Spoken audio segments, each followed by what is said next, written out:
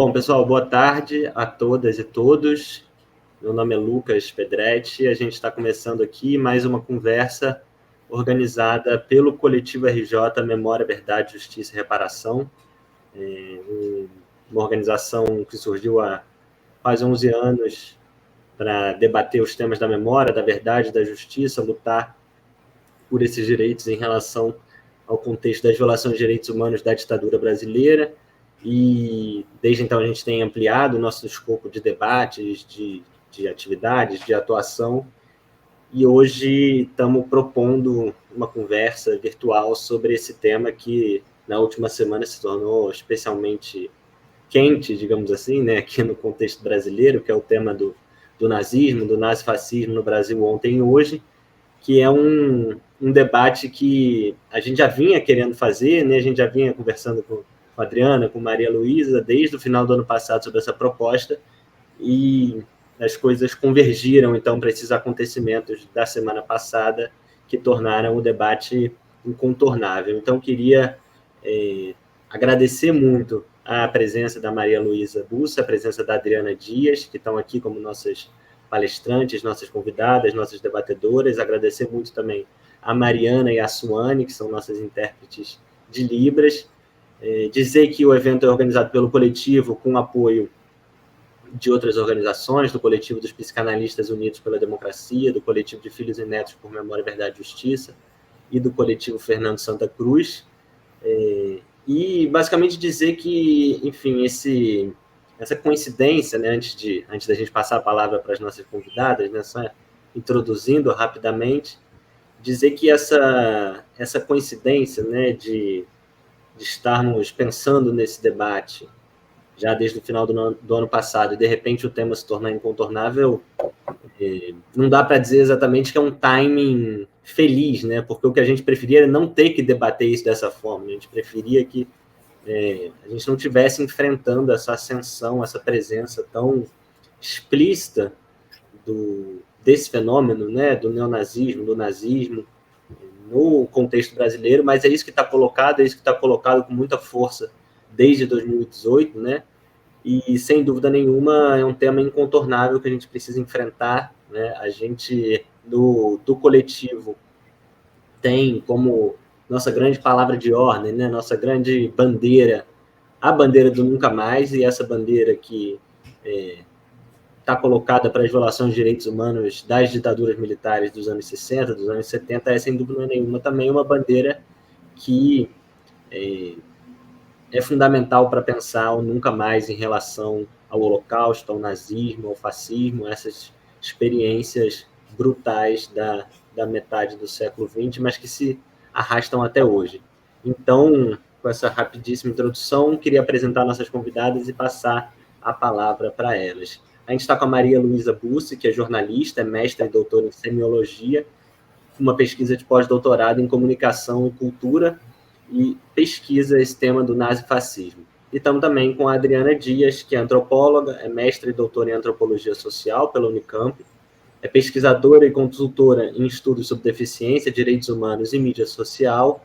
E a Adriana tem tido uma presença muito importante no debate público sobre as manifestações do neonazismo, né, a relação entre Bolsonaro, bolsonarismo, neonazismo. Então, é um prazer enorme estar com vocês duas aqui hoje, Adriana, Maria Luísa, enfim, uma oportunidade importante para a gente colocar essa conversa aqui a partir do coletivo. Então, agradecer mais uma vez muito a presença de vocês e, de imediato, passar a palavra aqui. A gente combinou que Maria Luísa falaria primeiro, então passar a palavra para Maria Luísa. Está com você. O microfone. Pronto, muito obrigada. Boa noite já a todos, já estamos de boa noite.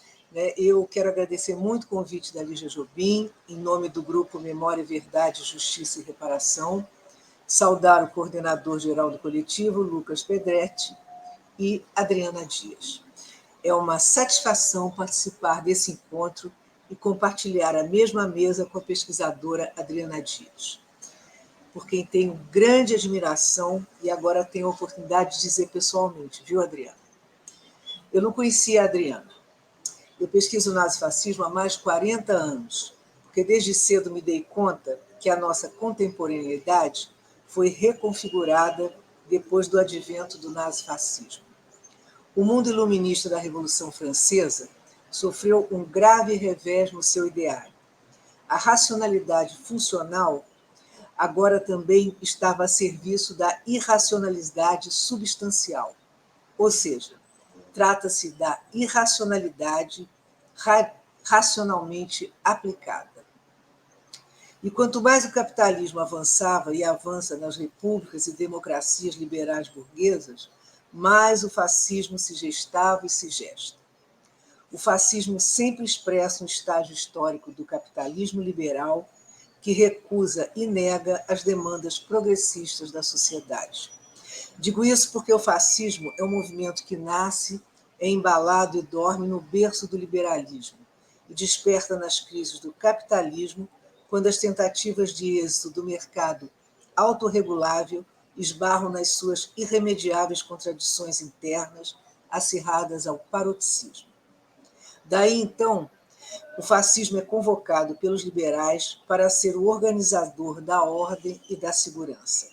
Segurança contra reivindicações, pressões ou qualquer levante de trabalhadores, sobretudo comunistas e socialistas, e para espanto de muitos que não têm intimidade com o fenômeno, contra os próprios democratas liberais clássicos e suas instituições que o nazismo considerava frouxas para combater o perigo bolchevista das massas universalistas e pacifistas que, na época, acabavam de tomar o poder na Rússia.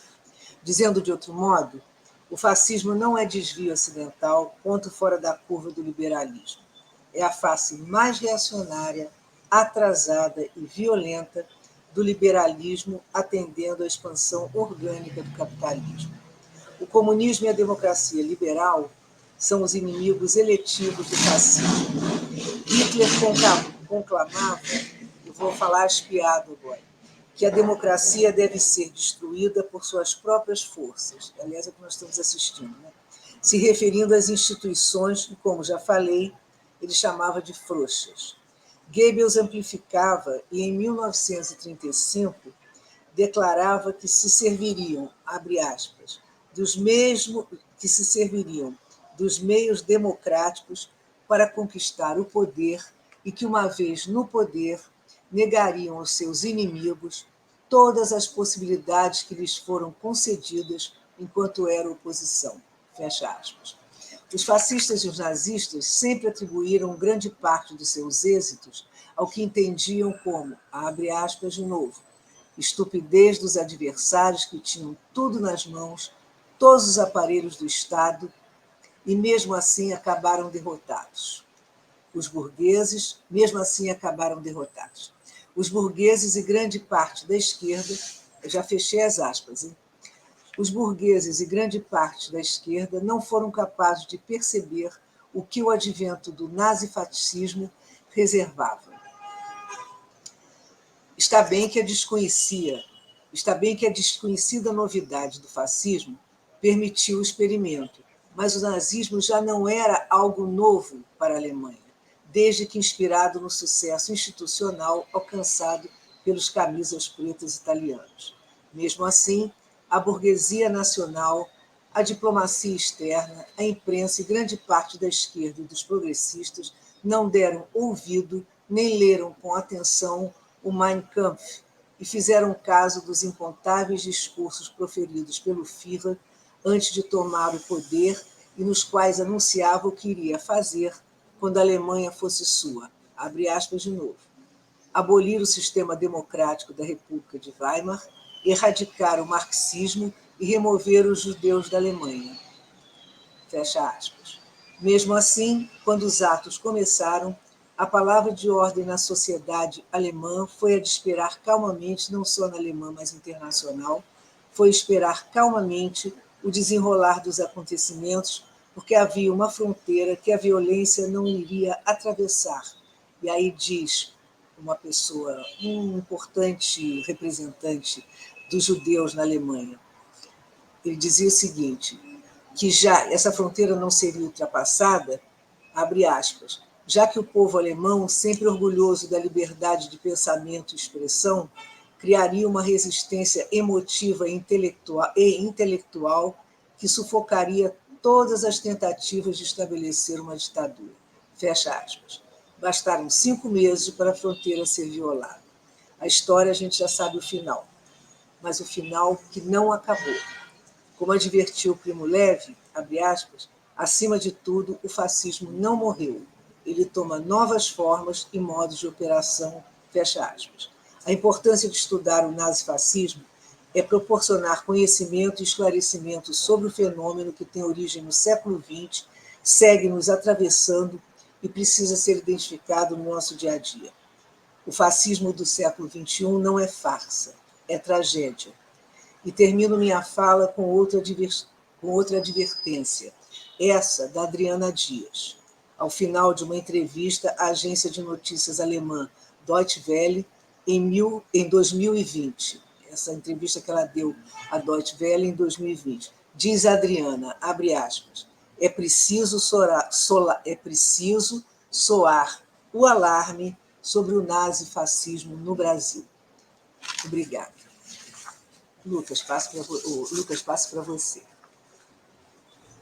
Muito obrigado, Maria Luísa. Passar imediatamente para a Adriana, aproveitando o gancho do final da sua fala. Estamos sem som, Adriana. Tem que ligar aí. As coisas que a gente mais falou na quarentena. Você está sem som, você está com o microfone ligado. Muito obrigada, professora Maria Luísa. Me emocionou muito quando a senhora falou que era um prazer me conhecer. Me emocionou demais ainda a senhora terminar a sua fala com esse trecho da minha entrevista. Eu queria agradecer o coletivo Verdade, Justiça, Memória e Reparação, o Lucas, a Lígia, que me convidaram, as pessoas que vão estar ouvindo essa gravação. E eu queria começar falando de alarmes. Né? Em 2002, quando eu comecei a pesquisa, muitos me chamaram de alarmista porque eu falava que até 2020 o Brasil estaria num governo de extrema-direita. Hoje as pessoas já não me chamam de alarmista, mas quando eu falei sobre soar o alarme do nazifascismo, muita gente ainda me chamou de alarmista. Falavam que era um exagero, que algumas coisas eram coincidências, que eram erros, que eram equívocos, que eram testes. E aí, ano passado, eu tive a infeliz descoberta de encontrar cartas do presidente Bolsonaro em 3 sites nazistas. Numa delas, ele agradece aqueles internautas por serem a razão do seu mandato. E nessa mesma carta, ele faz comemoração, né, ao que aconteceu no Araguaia, a morte daquelas pessoas do Araguaia, naquele mesmo lugar onde as crianças daquelas pessoas que foram mortas foram sequestradas pela ditadura e levadas não se sabe para onde. Porque as crianças sequestradas do Araguaia durante a ditadura nunca foram todas encontradas. A ditadura brasileira costumava ser chamada de ditabranda porque teria sido mais leve. Na verdade, ela não foi mais leve, ela apenas escondeu melhor seus rastros. As crianças do Araguaia não foram encontradas porque a ditadura as levou e escondeu todos os rastros do desaparecimento. Os mortos da Casa da Morte, os torturados na Casa da Morte, os eliminados na Casa da Morte de Petrópolis, não foram encontrados, porque a ditadura foi hábil em esconder os traços de tortura, os traços de desaparecimento. E não é por nada que a Casa da Morte foi alugada de um não-nazista em Petrópolis. Os laços da nossa ditadura com o nazismo são profundos. Dentro dos arquivos do Arquivo Nacional, nós podemos encontrar vários momentos em que eles falam em observar e até sugerem fechar lojas, casas, clubes, lugares de adoração dos judeus. Mas nada falam sobre os neonazistas que aqui existiam. A ditadura brasileira protegeu Mengele como pouco se sabe de proteção a outros nazistas. A ditadura não respondia às cartas de Israel sobre Mengele, o grande médico nazista que destruiu pessoas para experiências absolutamente sinistras, horrorosas, que fazem a gente ter pesadelo quando pensa nelas. A nossa ditadura tem um laço profundo com o nazismo. Mas os nossos laços com o regime nazista não começam aí. Afinal de contas, o nosso STF entregou Olga,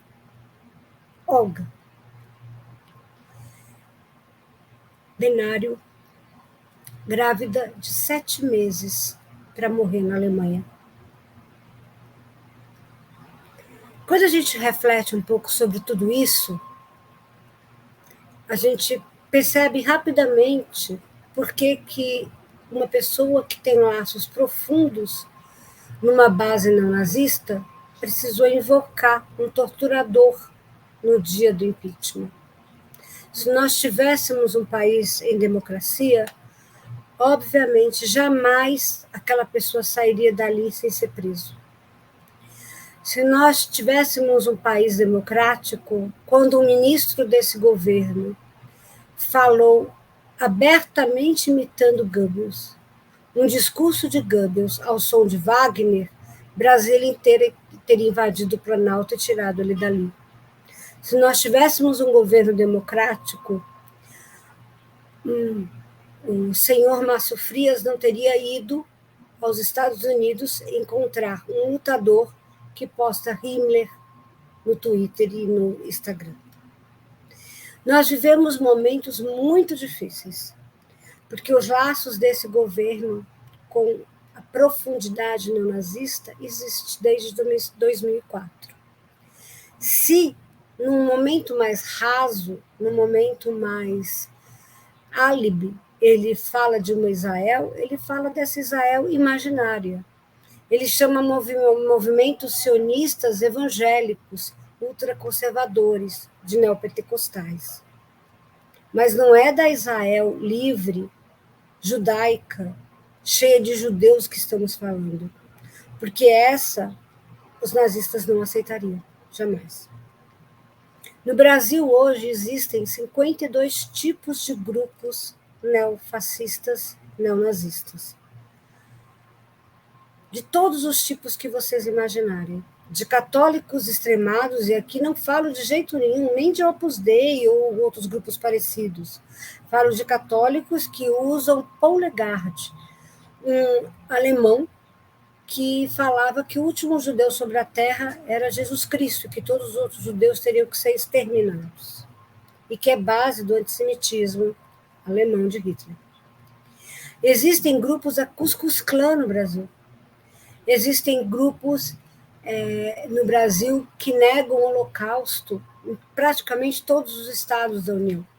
Existem grupos no Brasil que falam de hitlerismo, de supremacia branca, de eliminação de judeus, de eliminação de negros, de eliminação de mulheres, de eliminação de corpos LGBTQI+, de eliminação de pessoas com deficiência, de eliminação de nordestinos, de eliminação de judeus e de eliminação de todos aqueles que não são brancos.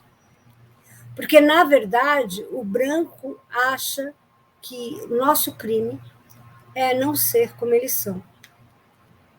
Eu sou uma mulher com deficiência, eu nasci com deficiência.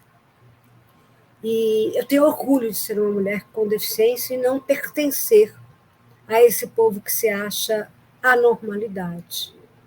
A esse povo que se acha o padrão, aquele a quem a gente deveria pertencer. todas as estruturas sociais do Brasil são feitas para esse homem branco, hétero, de classe média, que não tem deficiência, e que acha que é o padrão da sociedade. A ele, todos os apoios são dados, desde a infância, na família, a escola, na faculdade, no primeiro emprego. A escola é pensada para ele. O primeiro emprego é pensado para ele, a universidade é pensada para ele.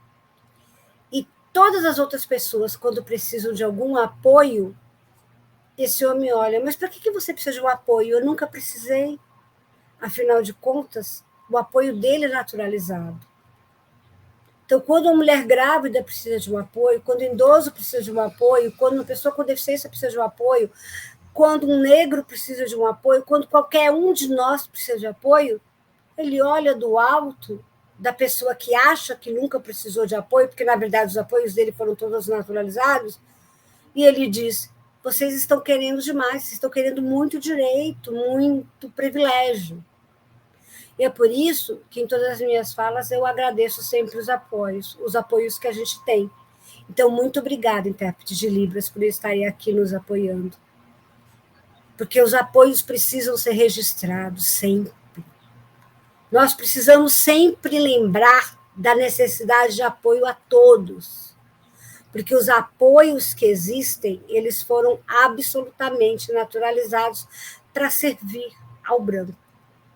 E foi para se manter branco que o capitalismo europeu criou o nazifascismo. Ele tentou se manter branco, né, e tentou extirpar o comunismo através do nazifascismo. As elites europeias se calaram diante do nazifascismo, que era uma guerra contra o mundo e uma guerra contra os judeus, porque ele servia ao ideal de eliminar o comunismo. Porque ele servia à ideia de eliminar o deficiente. O mundo vivia uma lógica eugênica. A pessoa com deficiência era um perigo à lógica biológica daquele tempo. O fascismo, o nazismo, servia ao ideal de exterminar a que o povo branco achava complicado manter, caro manter, difícil manter, gasto manter ao estado do capital. Então, nós estamos diante de duas ideias centrais.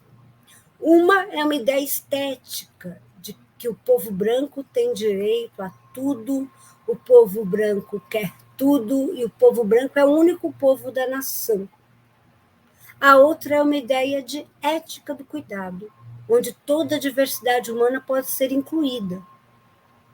E, nesse momento, essa ideia de estética, né, se chama Bolsonaro. E a ideia de ética se chama civilização. Essa é a única dúvida que nós temos nesse momento. Escolheremos nós a civilização ou a estética. Vou deixar o Lucas perguntar um pouco, né? Porque senão eu falo aqui até amanhã. Pode falar, estamos aqui para isso. Muito obrigado, Adriana, pela sua fala inicial, pelo seu depoimento também, muito forte. Eu queria, então, colocar uma primeira pergunta para vocês, para a gente já começar aqui nosso bate-papo, digamos assim, sobre um ponto que apareceu nas falas de vocês duas, relacionado à relação entre o liberalismo e o nazismo, né, o capitalismo e o nazismo. Queria que vocês pudessem explorar um pouco mais essa questão, tanto do ponto de vista histórico, né, em relação a como foi o processo, né, de ascensão do nazismo na Alemanha, do fascismo em outros lugares. Okay. Então, que eu já ia começando. Pode começar, então. Então, vai lá. O Horkheimer, né, que escreveu livros com Adorno, ele diz que ninguém pode enfrentar a questão do nazismo, falar sobre isso, estudar sobre isso, né, de acordo com as versões, se não estiver pronto para enfrentar o capitalismo. Né? Porque o nazismo é o esgotamento, o nazifascismo é o esgotamento da teoria do capital, né? Então, no momento que o capitalismo ele vive grandes crises, né? E nós não podemos negar que o capitalismo vive uma crise no mundo inteiro agora, né? Inclusive uma crise ambiental, ele se depara com a possibilidade de se agravar no fenômeno nazifascista. Na questão ambiental, inclusive, Hitler ele utilizava o termo espaço vital. Ele dizia que os alemães estavam sufocados naquele espaço pequeno da Alemanha e que para que eles pudessem plantar, para que a natureza pudesse ser mais verde para os alemães, para que eles pudessem ter melhores alimentos, para que o branco pudesse ter acesso a um ambiente melhor, mais natural, e o nazismo vendeu uma espécie de naturalismo, de amor à natureza muito particular e muito parecido com o que a direita descreve que seja o ambientalismo de direita.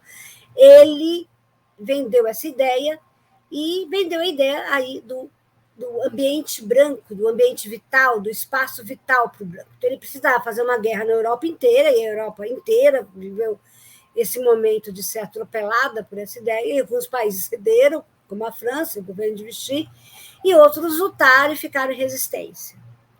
Então, uma ideia crucial, que eu acho que é importante a gente lembrar aqui, é essa relação que o nazismo tenta fazer com o que ele chama de natureza.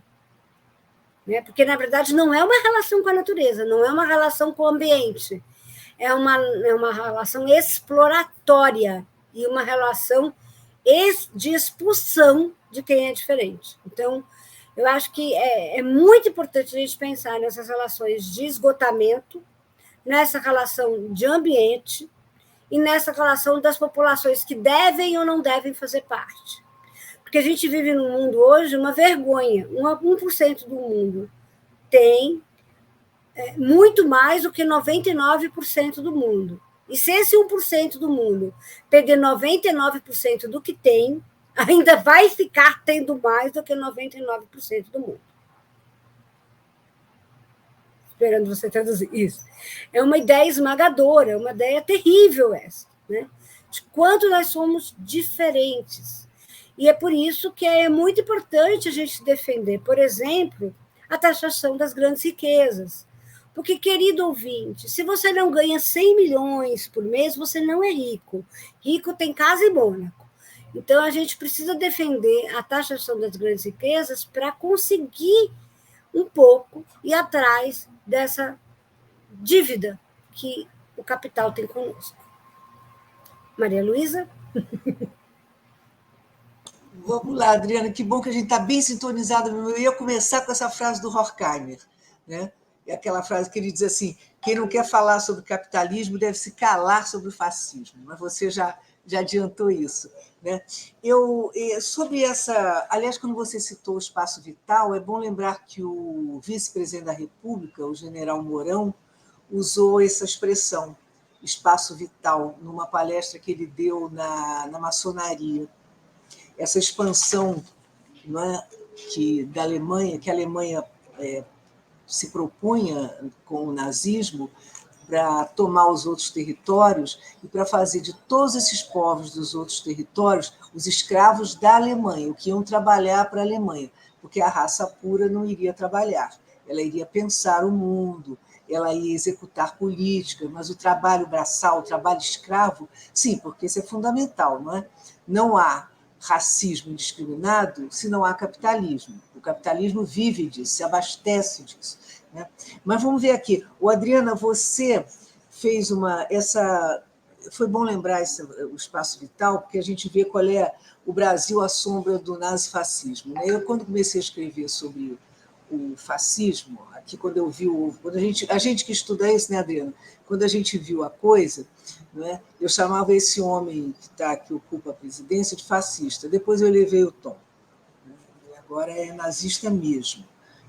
E você, quando eu li sua entrevista na Deutsche Welle, eu vou te fazer uma pergunta. Foi aquela pesquisa que você faz há 20 anos de ver o uso político da web, né, por esses grupos. E eu fiz um artigo publicado no Brasil 247, e eu não botei seu nome, porque eu já estava começando, eu me especializei em escrever sem nomes, porque quando eu vi a situação, falei, isso aí pode dar muito pior do que está, então não vou botar nome de ninguém nas matérias, nos artigos que eu fizer. E de acordo com o que você apurou, de acordo com o apurado, nos últimos 6 meses, de 2019 a 2020, o número de células neonazistas cresceu em todo o país, passando de 334 para 349, e o número de membros passou de 5.000 para 7.000 filiados. E aí você vai descrevendo essas células e vai contando esse crescimento a partir da ascensão do nazifascismo no Brasil com a eleição de 2018, e que certamente não começou lá, começou, como você falou muito bem, em 2004, e foi entronizada, a senha foi dada quando, que você já disse muito bem, o nazi que está na presidência deu a senha, dedicando o seu voto ao brilhante Ustra, na frente de um ministro do Supremo Tribunal Federal, dentro do parlamento e diante do presidente do Senado. Ele era, como disse muito bem você, sair dali algemado e ir para um tribunal responder sobre isso. Até porque nós sabemos que o nazifascismo no Brasil é proibido, é uma atitude sujeita à pena. É a Lei 7.716, de 1989, que englobou, ela já estava na Constituição, mas ela englobou a questão do racismo. O racismo foi enquadrado aí, né, que é a chamada Lei K.O. Então, vou ler só um pedacinho aqui que diz a lei: fabricar, comercializar, distribuir ou veicular símbolos, emblemas, ornamentos distintivos ou propaganda que utilizem a cruz suástica ou gamada para fins de divulgação do nazismo. É passível de reclusão de 2 a 5 anos e multa. Muito bem. Então, Adriana, eu queria que você falasse mais da sua pesquisa e como é que nós estamos, como é que está essa sombra, que já não é mais tão uma sombra, já é um efetivo movimento no Brasil dessas cédulas. Maria Luísa, diria que já não é uma sombra e não é nem mais um movimento. Quando eu comecei a pesquisa, eles eram muito poucas células, né? Hoje a gente não vai ficar as duas aqui, não, quem ficar uma lá, uma capa, acho que podia ficar as duas, não. Então, assim, eu fiquei.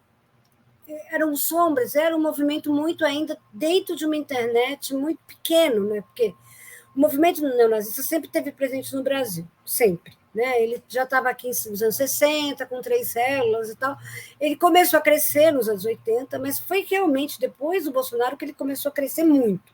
Né? Muito. Ele teve um crescimento desde os anos 2000 e tal, mas um ano depois que o Bolsonaro começou a aparecer numa cena pública, foi que ele cresceu. Inclusive, movimentos neonazistas chamaram, Maria Luísa, ato pró-Bolsonaro em 2011 no MASP. Então, aí você vê que saíram mesmo até da esfera da internet, eu comecei a pesquisar na internet, mas eu também pesquisei metilografia pública, eu pesquisei processos, eu pesquisei grupos em 3 línguas diferentes. Então, dá para ter uma ideia muito boa de como eles estão. Né? E eles chamaram um ato para o Bolsonaro em público, 2 grupos, o White Poll São Paulo e o São Paulo Minha Pátria. Então, chefes de grupos neonazistas já fizeram passeatas para Bolsonaro, é uma coisa assim muito dita, mas ainda não tinha uma prova concreta como as cartas, né, que eu falei delas na entrevista no Intercept. Agora, depois dessa entrevista de 2020, a gente continuou monitorando e hoje são 530 células. A gente estima que tenha pelo menos 10 mil pessoas. Na verdade, deve existir bem mais, mas a gente preenche 10 mil pessoas. Porque, por exemplo, existem grupos do Telegram de nazistas no Brasil que tem 24 mil membros. Então, é claro que tem mais do que 10 mil pessoas. Se um grupo só tem 24 mil membros. Mas, assim, a gente fala que pelo menos 10 mil pessoas estão em grupos e estão armados. E esses grupos estão praticamente no país inteiro. Então, a grande questão agora, para mim, são os apitos de cães. Apitos de cães é quando a gente chama, quando o Bolsonaro ele fala para a base mais dura dele, não fascista, e ele dá um aviso que aquilo deve ser seguido. O último que ele deu foi quando ele falou sobre o caso Monark, que ele falou, o nazismo é uma coisa complicada, horrível, assim, falou 1 segundo disso e depois fez 4 posts sobre criminalização do comunismo. Então, a grande questão agora é criminalizar o comunismo. E é ligar Lula, Haddad, quem mais puder, a um grande crime, ou a Adélio, ou a um atentado que eles façam. Então, a grande questão agora vai ser criar um fato para criminalizar. Ou vai ser uma lei Correia, ou vai ser uma noite dos cristais, entendeu? Assim, a ideia, noite de cristais, não dizendo que vai ser um fato com judeus, entende? Mas um fato que configure algo que ele possa dizer, os comunistas fizeram isso. Porque aí ele dá um golpe e impede a eleição, entendeu?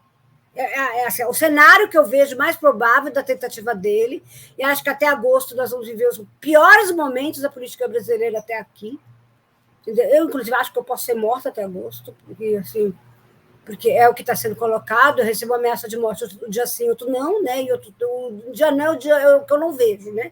Porque aí no dia seguinte eu vi 6 do dia anterior. Então, eu realmente não...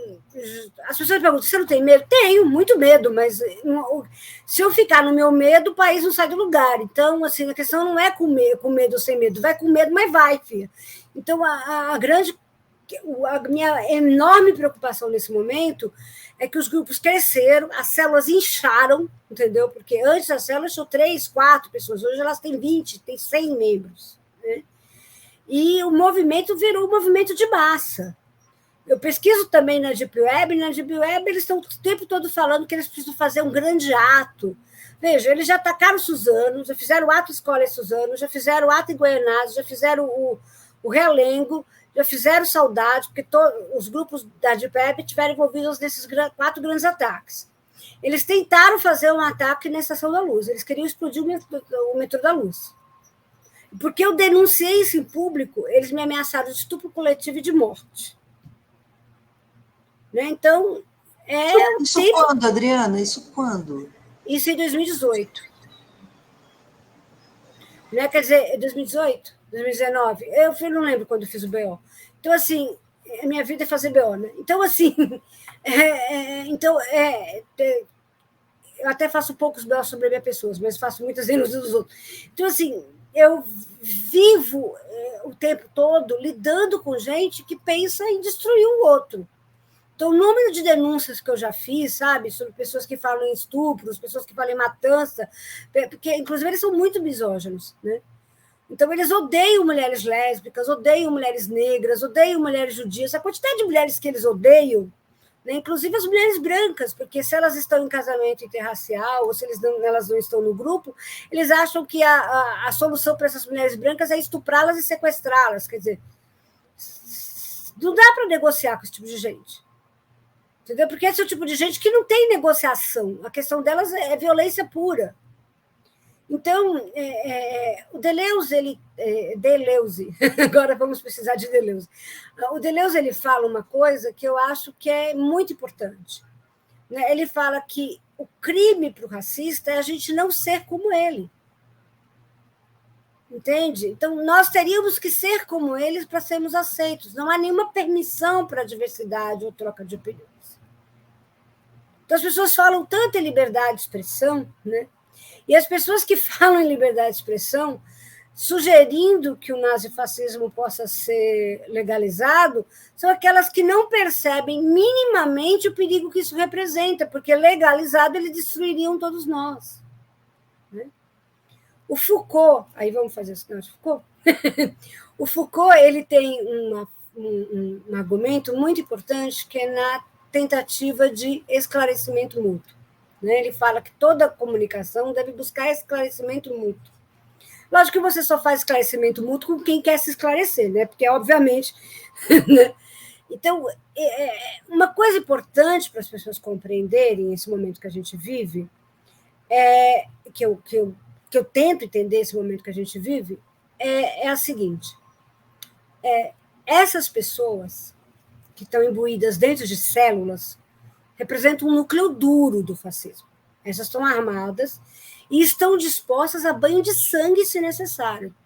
Veja, que vai acontecer alguma coisa, se vai ser antes da eleição, durante ou depois, porque até depois vai tentar, se eles não ganharem, vai haver uma tentativa de desestabilizar a democracia, porque eles são antidemocráticos por excelência.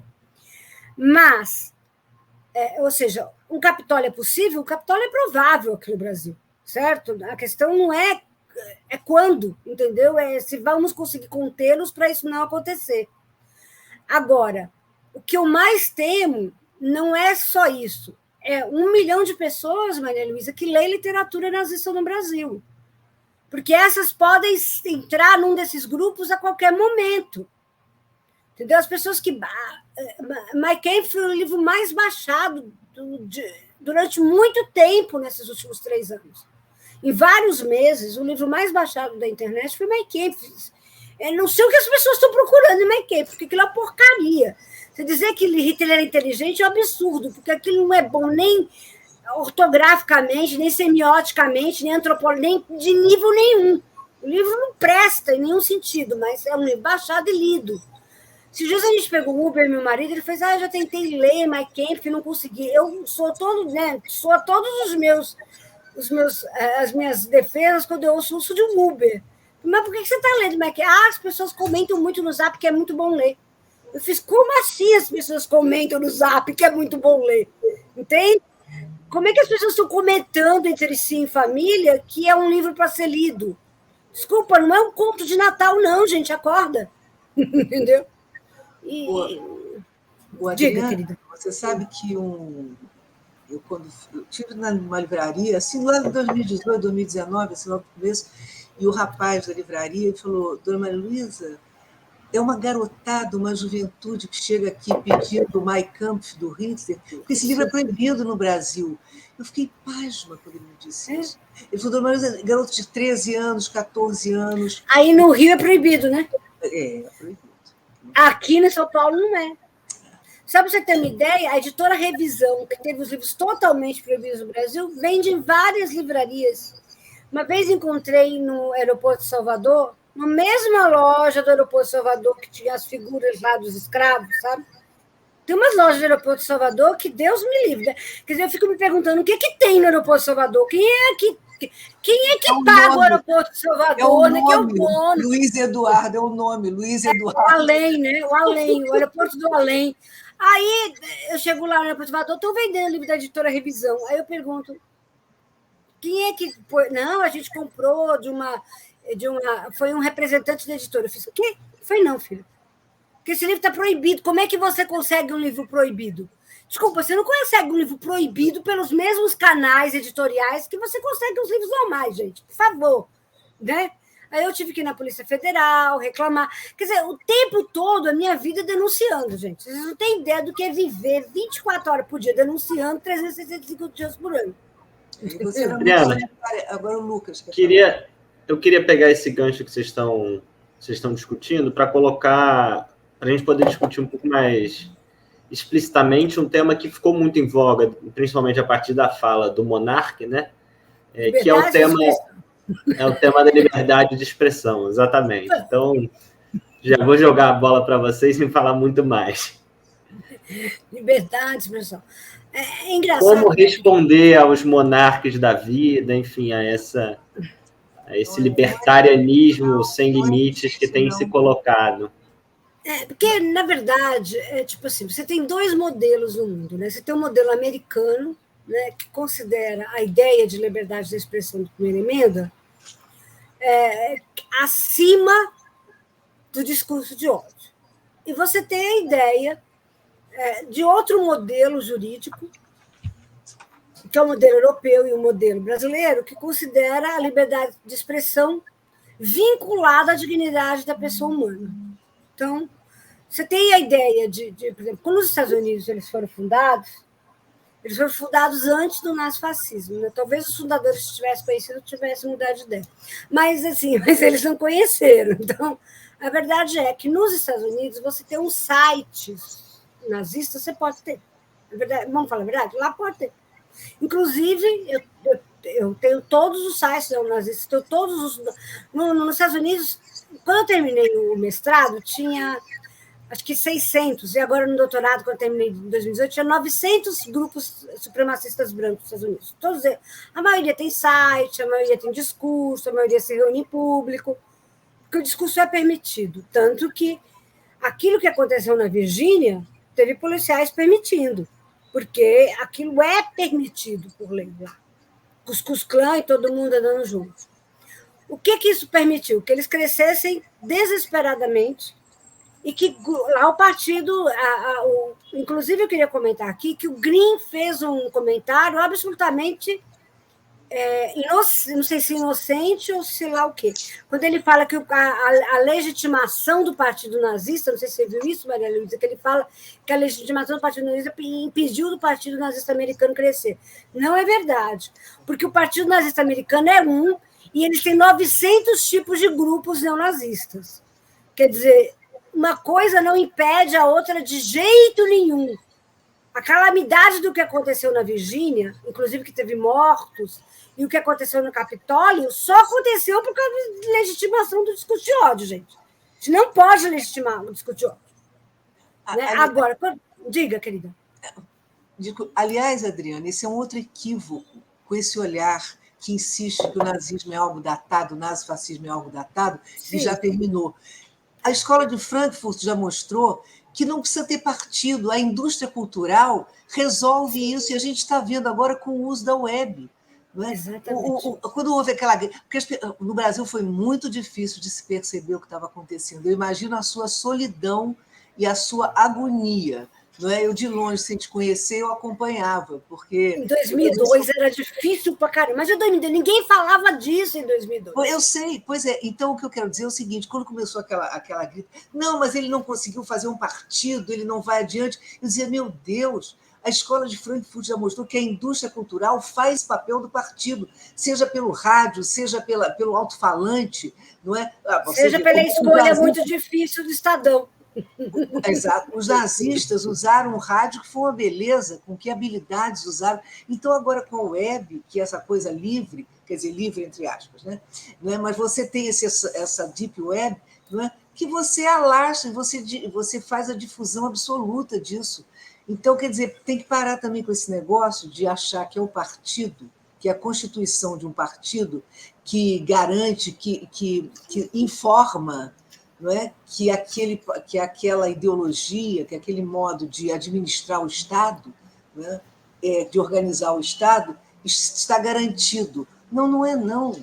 Está tudo no subterrâneo, está tudo percorrendo pelos meios de comunicação. É isso. Obrigada, Adriana. E também tem outra questão de como os próprios atores manipulam essas informações. Por exemplo, o que aconteceu na Hebraica? Bolsonaro me leva uma Clark enorme, né? Aquele evento foi proibido pela FIERJ, que é a Federação Israelita do Rio de Janeiro, foi proibida pelo presidente da Hebraica, mas quem promoveu o evento e era amigo do Bolsonaro passou por cima de todo mundo, não quis saber, botou todo mundo lá dentro e acabou. E tinha uma população judaica enorme do lado de fora, gritando, ele é fascista, ele é nazista, exatamente. Então, só que a imprensa não falou dessa população judaica que estava lá de fora. Por quê? Porque o Carlos Bolsonaro soltou o vídeo que ele quis. Né? E foi esse vídeo que foi. E aí os judeus apoiaram o Bolsonaro. Veja, eu, como judia, repudio aquele vídeo, porque aquele vídeo não conta a versão. Né? Eu não sou judia, mas estava lá. Eu, como uma pessoa de esquerda, estava lá. E isso não foi contado. Por que não é interessante contar isso? Porque tem uma narrativa única. Então, a gente tem um problema aí de uma narrativa única. Porque ou a gente agora vai para um debate de narrativa firme, lógico, duro, ou a gente não vai conseguir nada, porque eles já têm a narrativa deles pronta. A narrativa deles passou por crime, facada, dor, messianismo, né? Tudo, entendeu? A mãe dele disse que ele era um menino muito especial, porque foi um presente de Deus, aí tem um Messias, quer dizer, tudo, eles têm uma narrativa messiânica, né? Então, a gente derrubar essa narrativa é difícil, é um projeto. E aí a gente percebe como o Messias tratou as pessoas durante a quarentena. Ali a gente teve uma clara visão do genocida que ele é, de como as pessoas com deficiência foram usadas como um laboratório para os experimentos. Né? Pessoas que não tinham Covid foram usados para experimentar a cloroquina e morreram. Então, a gente tem aí muitas evidências para apagar o mito. Mas a memória das populações brasileiras são muito curtas. Né? O brasileiro ele tem uma memória muito curta para a tragédia, porque ele quer ser o país feliz, ele quer ser o país do carnaval, das grandes festas. Então, a gente precisa lembrar, ficar lembrando do sofrimento da quarentena vai ser difícil. Então, a gente tem que ter o tempo todo uma disputa narrativa. E essa disputa narrativa vai ser essencial esse ano. Então, a gente tem que disputar. E para disputar essa narrativa, a gente também vai ter que lembrar o bom dos anos democráticos. Né? Olha, gente, vocês tinham que comer, vocês não comiam só osso. Então, é difícil, né? Tá difícil lembrar as pessoas que elas já comeram um dia. Sabe? Eu fico assim, gente, mas não é possível, as pessoas não lembram que já comeram um dia. Então, claro que lembram. As pessoas pobres que já comeram um dia, elas sabem muito bem de que lugar elas estão. Mas a classe média, essa ralé, e não está só na classe média, né?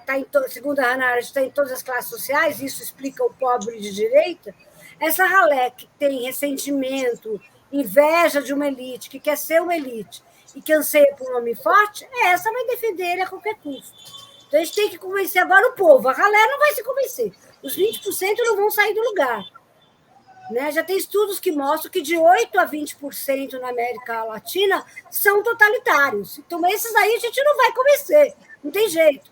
Agora, o restante a gente tem que disputar a narrativa. Vai lá, Lucas. O Lucas já tentou entrar duas vezes. Acho que o Lucas quer falar e depois eu quero falar um pouquinho sobre a questão da liberdade. Não, vai lá, Maria Luísa, depois eu trago outro tema. É só uma complementada. Exatamente. Aqui, como eu falei aqui no meu texto, quando o Hitler diz que a democracia será destruída pelas suas próprias forças, né, é que essa liberdade que eles pregam, que é a liberdade que parece que tudo é permitido, não, é porque vai restringir mesmo essa liberdade. Ela vai matar essa liberdade total, porque ela vai ter uma liberdade única. A liberdade deles é uma liberdade única. É a liberdade de seguir a doutrina, de seguir a mítica que eles criaram. Isto é a liberdade para eles. E toda essa outra liberdade do mundo liberal, ela vai acabar, ela vai ser exterminada. É a liberdade de ser como o branco, né? Como diz Deleuze. Aquilo que você disse, exatamente, a liberdade tem os seus itens. Isso é ser livre. Porque, como seremos uma coletividade única, ninguém vai se vacinar, ninguém vai permitir que haja diferente, ninguém vai poder ter outra cor. Né? Então, é isso. Esta é a liberdade de ser só aquilo que é determinado por essa doutrina, por essa forma de pensar nazi-fascista. O fascismo ainda teve lá só em 1938, ainda tem, mas o nazismo é algo implacável. O nazismo é algo implacável. Não há saída fora do que eles determinam. Era isso que eu queria dizer. Então, esta ideia de liberdade que as pessoas não compreendem, ficam confusas, e com razão, porque não a gente estuda isso, né? A gente está antenada nisso, né? Mas as pessoas ficam confusas. Né? Já ouvi várias vezes nos telejornais as famílias levando os filhos, dizendo, pois eu estava confuso, porque disseram que não era bom, eu tenho a minha liberdade, mas aí eu vi que era bom.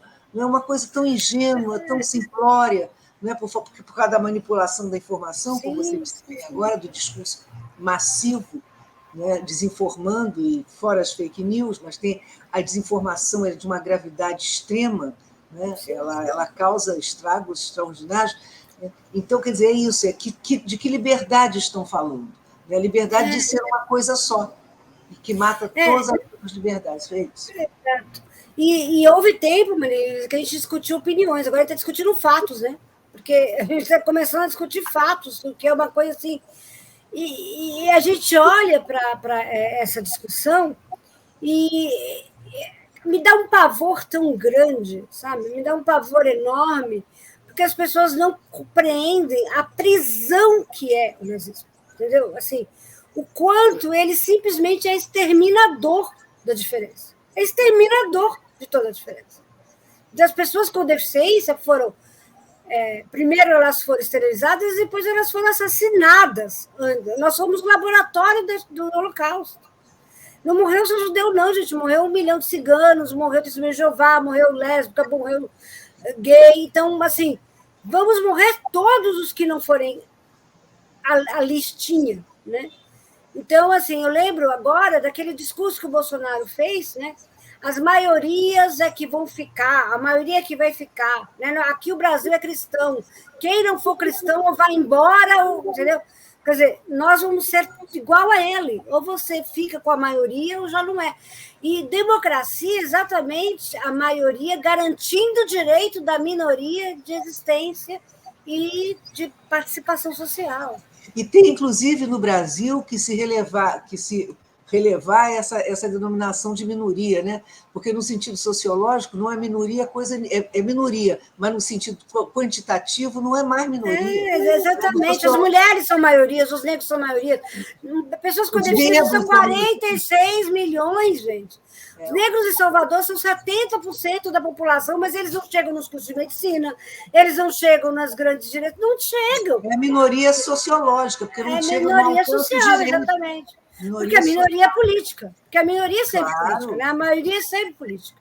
Então, a gente tem que discutir essas questões. Né? O Papadurai, ele fala uma coisa que é muito interessante, que é como se o branco ele tivesse uma ansiedade de incompletude freudiana, né? No sentido de que ele fica o tempo todo achando que se uma minoria chegar em qualquer lugar, ele vai perder o direito nato do nascimento. Gente, por favor, nem branco tem direito nato, né? Só os nazistas. Só os nazistas. Exatamente. É isso. Lucas, antes que a gente tome... Você nunca mais fala, né? Nunca mais o Lucas fala. Não, mas eu estou aqui só para colocar as perguntas e aprender com vocês. Eu queria trazer um outro tema que você já mencionou, Adriana, mas pedir para a gente explorar um pouco mais, que ao mencionar ali uma das respostas do Bolsonaro, né, a esse debate, ele repudiou rapidamente o nazismo e logo depois entrou na seara da equiparação, né, entre o comunismo e a criminalização do comunismo. Então, eu queria colocar esse debate, né, porque é um outro argumento que a gente tem visto aparecer aí com força, né, uma suposta equivalência entre nazismo e comunismo e, portanto, uma necessidade de tratar de maneira equivalente a criminalização dessas manifestações políticas e ideológicas. Então, pedir para vocês explorarem um pouco essa questão. Pode ir, Adriana. É interessante porque até me ameaçaram de morte com essa questão quinta-feira passada. Disseram que, por eu ser comunista, eu tenho que terminar numa vala. Falaram desse jeito. Igual a Rosa Luxemburgo, né? Inclusive, me chamaram de stalinista. Gente, eu não sou stalinista, nunca serei stalinista, mas... É difícil. Isso começou porque eu falei numa live que Marx era um pensador da teoria do Estado, que, portanto, ele sempre seria estudado em sociologia como um fundador da sociologia. Eu disse isso numa live. E é verdade, a sociologia tem 3 grandes fundadores que a gente chama de 3 porquinhos, né, Maria Elisa? Que é Max Weber e Durkheim. A gente chama até de 3 porquinhos, porque não tem jeito, a gente não escapa de estudar. Em todas as histórias sociológicas, todas as escolas sociológicas do mundo, gente. Tá? Porque Marx fez uma teoria sobre a teoria do Estado. Tipo assim, vocês não gostam dele ter feito uma teoria do Estado? Sinto muito, ele fez. Entendeu? Não tem nada. E aí eu comentei isso, me chamaram de stalinista, de maoísta. Me chamaram de maoísta, entendeu? Bom, aí vamos lá. Vamos tentar começar do começo. O primeiro motivo pelo qual a gente não pode comparar os 2 regimes é que o comunismo é um sistema econômico, né? E, como sistema econômico, ele teria que ser comparado a outro sistema econômico, ou seja, o capitalismo. Então, assim, estruturalmente, metodologicamente, veja, gente, eu sou professora, fui formada numa universidade. Vocês não vão esperar que eu pense como um Olavo de Carvalho e eu me recuso a pensar como Olavo de Carvalho. Então, eu não vou usar aqui fake news, eu não vou usar aqui enganalogia, não vou, entendeu? Eu vou usar aqui estruturas metodológicas e sistemas de pesquisa balizados nas grandes universidades do mundo por grandes pesquisadores. Então, o que você compara, métodos comparativos ou métodos de contraposição, são métodos que levam em consideração questões de semelhança e de diferença, de continuidade e de descontinuidade. Certo? O nazismo foi um sistema político-econômico que dominou a Alemanha num determinado momento e que tentou se expandir através da guerra num determinado momento. O comunismo é um sistema de pensamento filosófico que tem determinados teóricos e apresenta uma ideia econômica do mundo. São duas coisas diferentes. Você não pode comparar, porque é como você comparar aspargos com maçãs, entendeu? Você não vai conseguir chegar a alguma conclusão comparando isso. Em segundo lugar, você não compara, porque você também teria dificuldade de comparar sistemas que usaram o comunismo como lógica econômica e se tornaram totalitários, porque a Rússia foi um sistema totalitário, eu não nego isso. A China viveu um momento ultra-totalitário, matando, inclusive, muitos intelectuais, eu não nego isso. Camboja foi um absurdo, não vou negar isso de jeito nenhum, mas nenhum deles foi o comunismo. Se vocês nenhum deles foi o comunismo. Agora, o nazismo ele é incomparável a outro qualquer sistema por conta da indústria que ele fez de matar. Você não compara nazismo com nenhum outro sistema, porque ele foi uma burocracia organizada para a eliminação de seres humanos e de determinados povos. Comunismo jamais, nenhum comunista escreveu assim. Estou estruturando um sistema burocrático para matar tais etnias. Não houve. Se algum sistema que se utilizou do sistema econômico comunismo fez alguma mortalidade, alguma etnia, aí você vai analisar um caso, que eles usam muito Heliomodoro, né? Tudo Heliomodoro explica, mas ninguém escreveu sobre isso. Marx e Engels, porque a gente sabe, né, que eu adoraria ter um Engels para terminar minha obra, né, porque todo mundo gostaria, né, porque você vive tantos anos, aí você tem um Engels para terminar a sua obra, ela fica 5 vezes melhor. Mas vamos lá. Marx e Engels, eles não escreveram nenhum lugar da obra deles, você vai achar. O comunismo depende da eliminação dos africanos, ou da eliminação dos russos, ou da eliminação dos judeus, ou da eliminação dos eslavos, ou da eliminação do povo da Guiné-Bissau, ou da eliminação dos brasileiros, ou da eliminação dos cubanos, ou da eliminação dos norte-americanos, ou da eliminação dos ingleses. Em nenhum lugar você vai achar, nos teóricos filosóficos do comunismo, eliminação de povo, de etnia. Então, não dá para comparar o nazismo com ninguém, porque o nazismo ele se pressupõe, ele se estrutura na eliminação de todos os outros, a não ser o branco nazista. Então, você não pode comparar uma coisa com a outra. É como se você comparasse um serial killer terrível, entendeu? Terrível, com uma senhora que faz compras no mercado, entendeu? E que erra essas compras várias vezes, entendeu? Não dá para comparar. Eu não estou dizendo que esses erros foram erros pequenos. Claro que as milhões de pessoas que morreram na Rússia foi terrível, foi terrível. Mas você pode comparar, por exemplo, o comunismo russo com o czarismo russo, que matou 6 vezes mais do que o comunismo. Porque o comunismo russo, que vocês chamam de comunismo, que para mim é stalinismo, né? O stalinismo russo, ele respondeu ao czarismo. Os camponeses da Rússia eram tratados de forma tão horrorosa, eles viviam em tanta pobreza, que teve que ter uma lei, na época dos czares, para eles pararem de ser vendidos como gado. Então, é isso que você pode comparar verticalmente, ou seja, na história desse país aqui, ó, Rússia, União Soviética. Primeiro teve o czarismo, que foi horrível, porque a população viveu numa pobreza absoluta para a monarquia czarista sobreviver com todo luxo. E aí você vai ter o stalinismo, que tentou fazer uma melhora e cometeu erros terríveis administrativos. Mas, assim, as maiores mortes de Stalin foram erros administrativos que causaram fome. Ah, tá, ele mandou pessoas para campo. Mandou.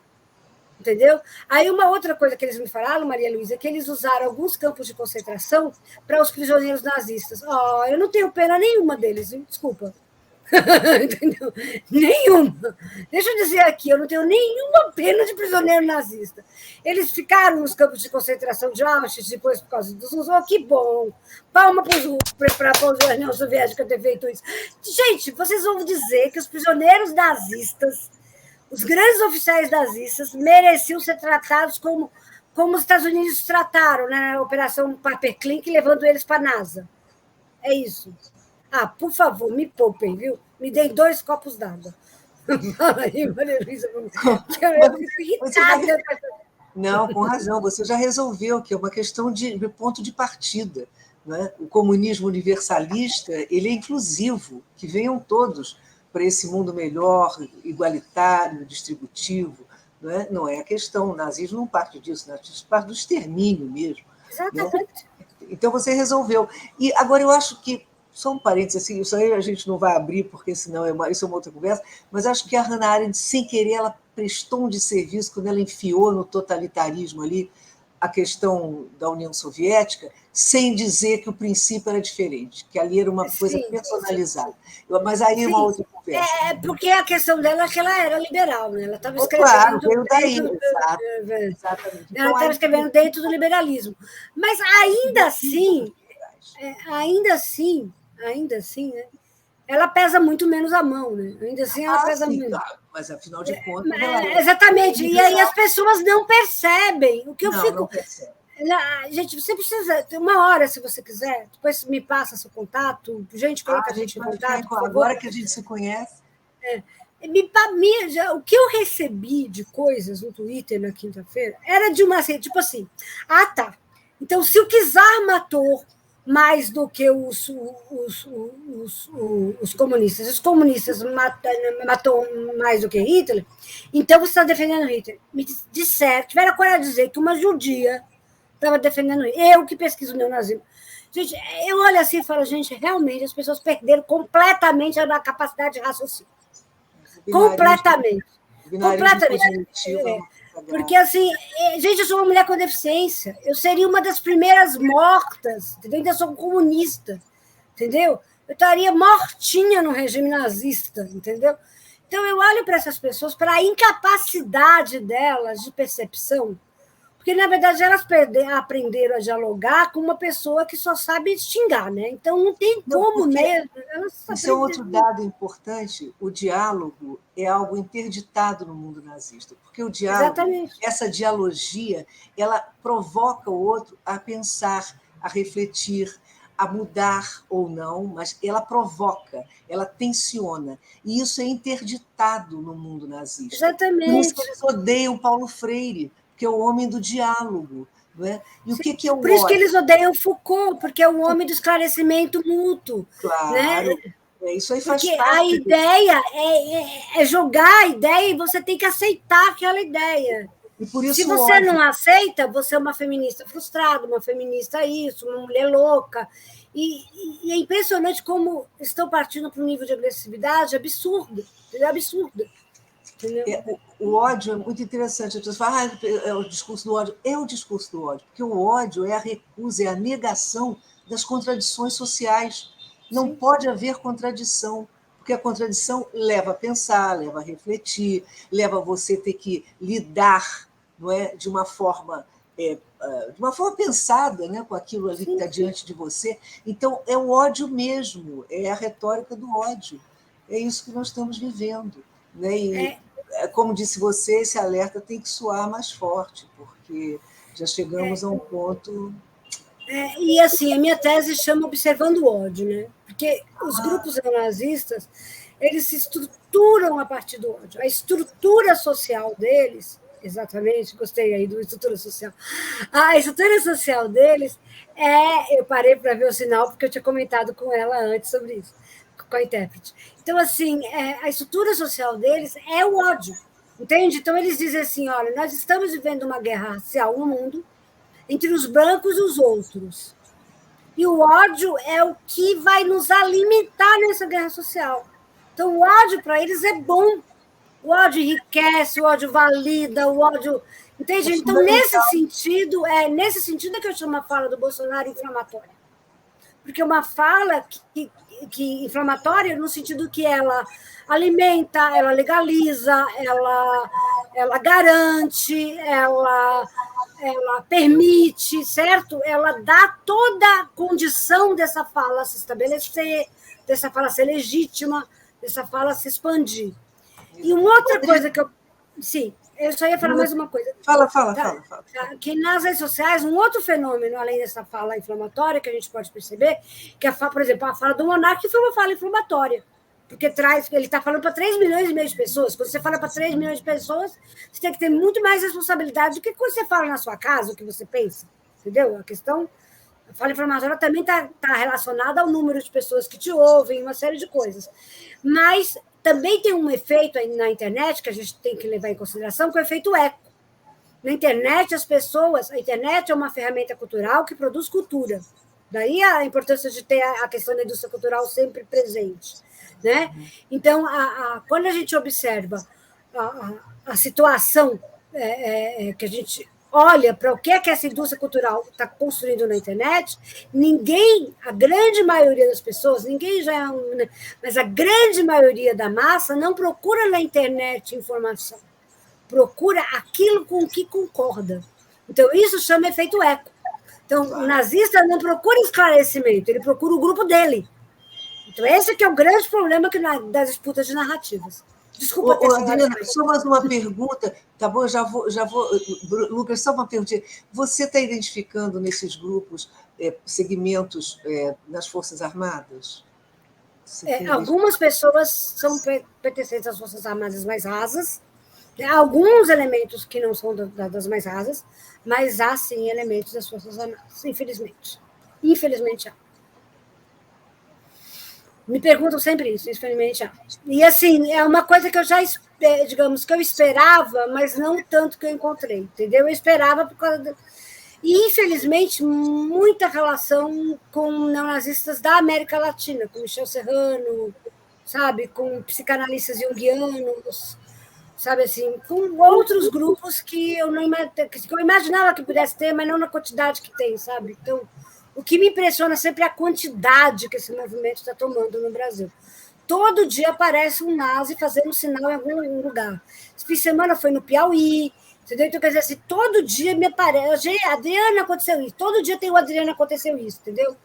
E está virando, tipo, hora em hora. Daqui a pouco vai virar hora em hora. E aí a gente não vai conseguir mais conter. Porque eu estabeleci uma ideia de nazificação, né? De índice de nazificação para cada grupo, para cada... Eu tenho medo que a gente chegue num momento de nazificação que a gente não consiga mais, sabe? Então, a gente precisa não eleger... O Bolsonaro não pode ter segunda eleição de jeito nenhum, entendeu? Porque não vai ter volta. Não vai ter volta. Lucas?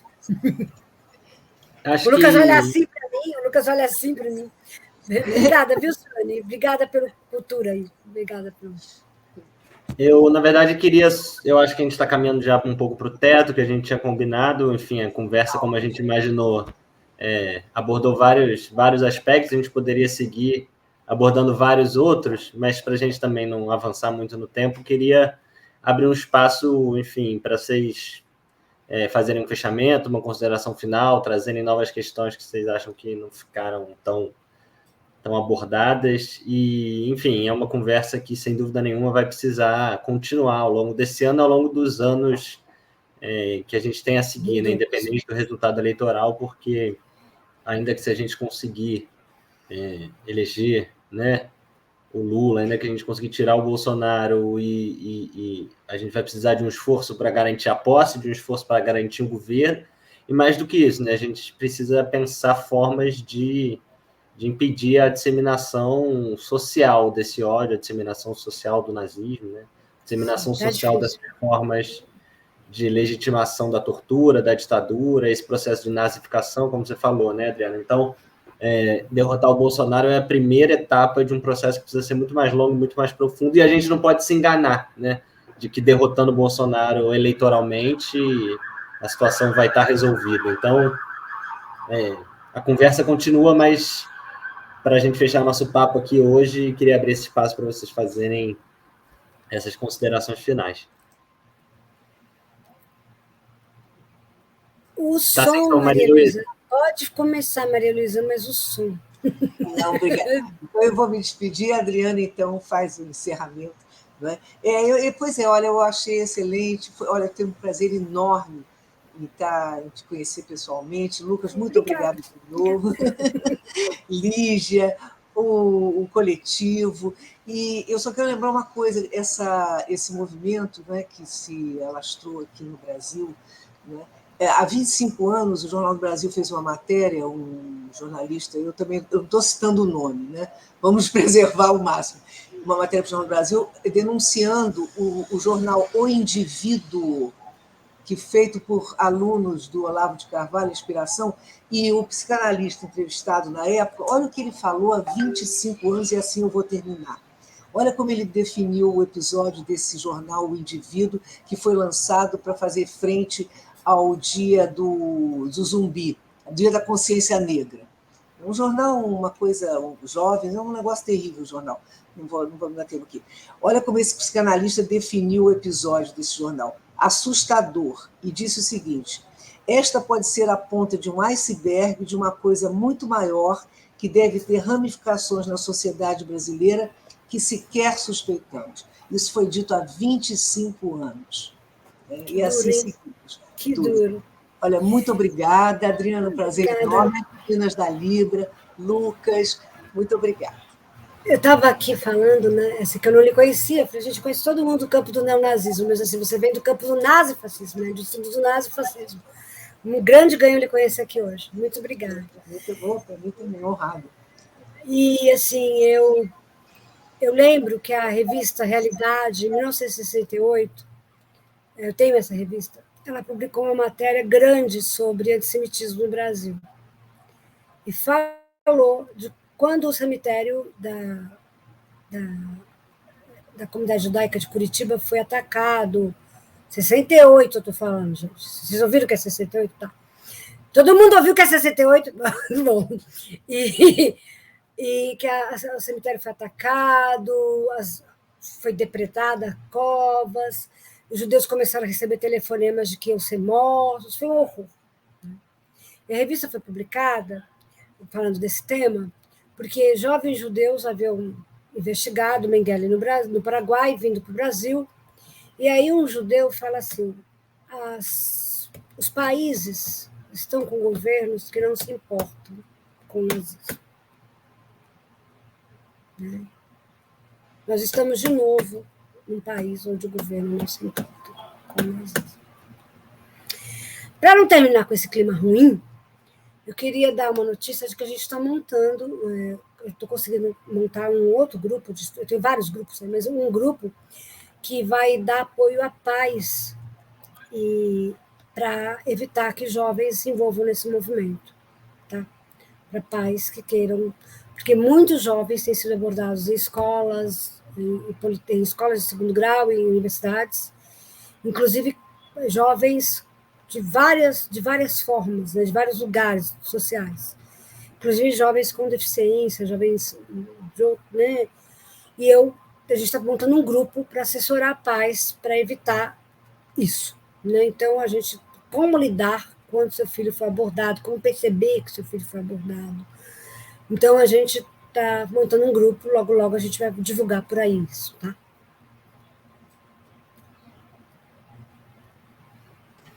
Bom, gente, então, para a gente encerrar, queria agradecer novamente muitíssimo a Adriana, a Maria Luísa, agradecer muito a Mariana e a Suane, nossas intérpretes, enfim, em nome do coletivo RJ Memória, Verdade, Justiça e Reparação e dos outros coletivos que apoiaram essa atividade, o Psicanalistas Unidos pela Democracia, o coletivo de Filhos e Netos por Memória, Verdade e Justiça, o coletivo Fernando Santa Cruz. É isso, dizer que para a gente foi muito importante sediar, ainda que virtualmente, essa conversa, que vai ser uma conversa, como a gente estava falando antes, né, tão importante de ser aprofundada ao longo desse ano. Agradecer também a Lígia Jobim, que foi a pessoa que articulou toda a conversa e me colocou nessa honrosa tarefa de fazer a mediação aqui hoje. Pessoalmente foi um prazer enorme também conhecê-las, Adriana, Maria Luísa, e aprender com vocês. Então é isso. Queria agradecer, é claro, todo mundo que nos assistiu, está acompanhando o debate, e é isso. Acho que a gente está abrindo esse ano de atividades, né? E vai ser um ano intenso, um ano difícil.